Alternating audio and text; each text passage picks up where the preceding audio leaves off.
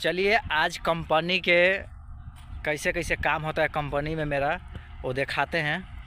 ये मेरा कंपनी का पार्किंग हो गया, जो अपना गाड़ी वाड़ी लगता है। ये देखिए टीएम लगा है, टेलर लगा है, और ये रूम हो गया सोने वाला, ये साइड देखिए, और ये हाइड्रा हो गया, और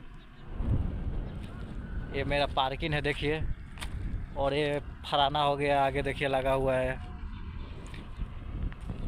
और ये प्लांट हो गया, वो देखिए प्लांट हो गया।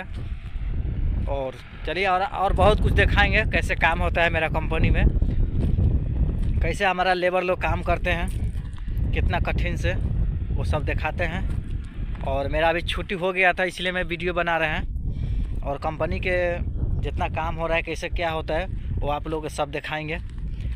और देखिएगा अपना जितना मजदूर लोग हो आप लोग देखिए।